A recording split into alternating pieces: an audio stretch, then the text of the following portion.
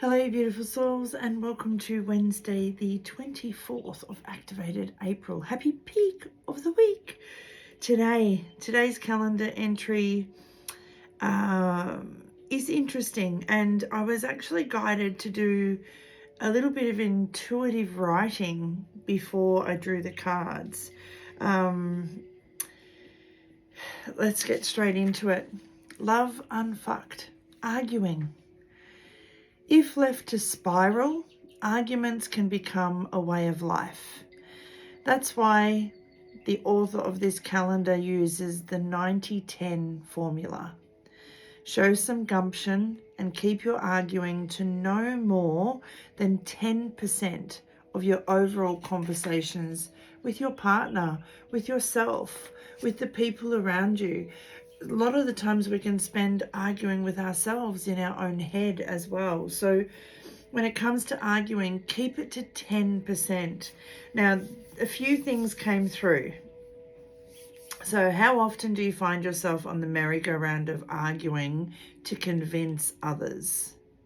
The dictionary, and yes, I was guided to look up the meaning of arguing, and the dictionary describes arguing as giving reasons or evidence in support of an idea, an action, or a theory, typically with the aim of persuading others to share your view. Not everyone is going to see your point of view, nor do they need to. Every single one of us sees the world from our own perception filter and life experiences, and not everyone will agree with your opinions, theories, and ideas, nor do they need to. You do not need external validation that your ideas, actions, or theories are correct. They are true for you. But sometimes agreeing to disagree sets you both free. Now that could be your partner, your boss, your significant other, your children, sometimes friends. Sometimes agreeing to disagree sets you both free from spiraling down into this ugly place. And I think we have all been there. Will you just listen for a minute? I'm trying to make you see what I see. People may never see what you see because you see it the way you see it. And sometimes you put yourself in the other person's shoe. All of those type of things come up for this reason.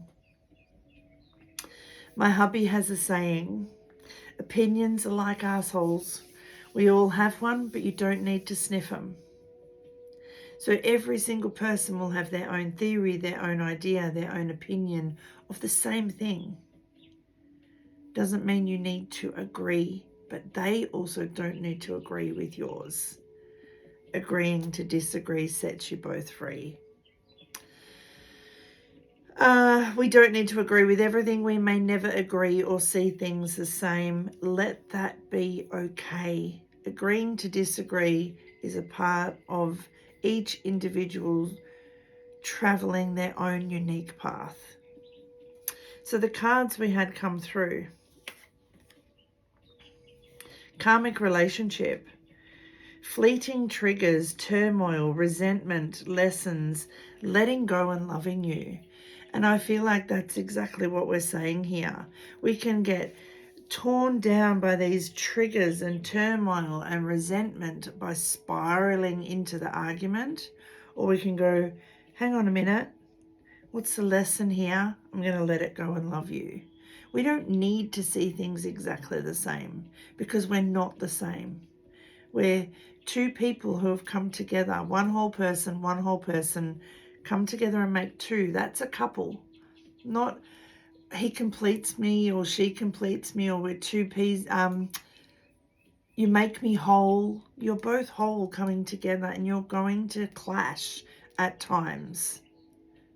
But that is a part of getting to know each other, getting to grow together. So surrender any outdated thinking, conditioning, replaying events.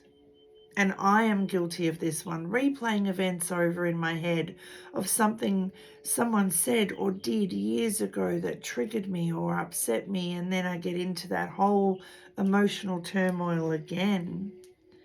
Change the tape. Change the cassette tape. Change the story. Change the story. Put things to bed. Put them to rest.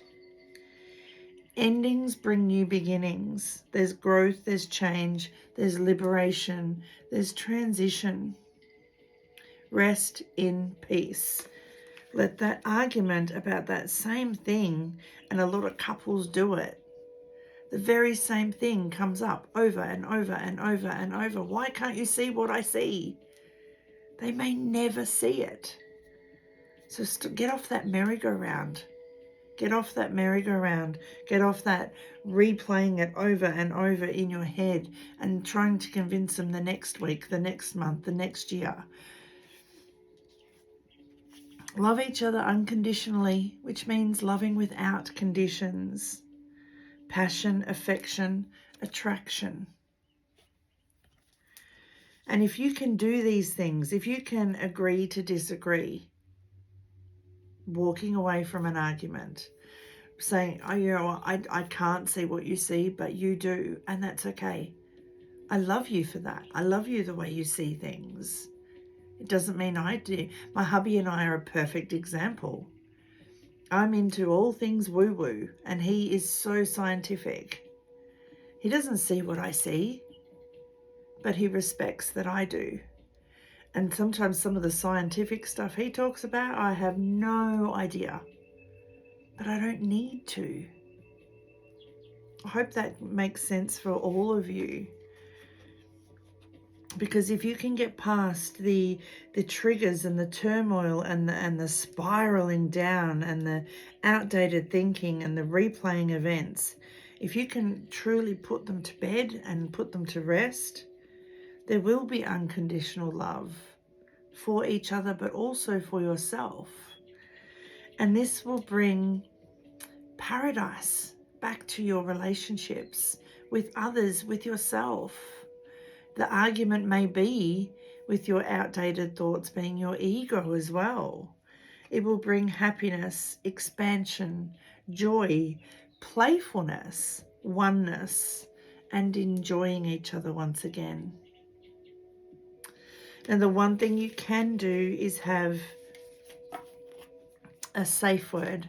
And I'm not talking about a bedroom safe word, because I can feel some of you giggling. A safe word. If you feel like an argument is spiraling out of control and you're both trying to get to convince or persuade the other one, you have a safe word. Ours is beetroot, because we don't really eat it in our house. So if things get heated and we're both getting frustrated, if one of us says beetroot, we both stop. We both just stop talking, look each other in the eye and say, I love you.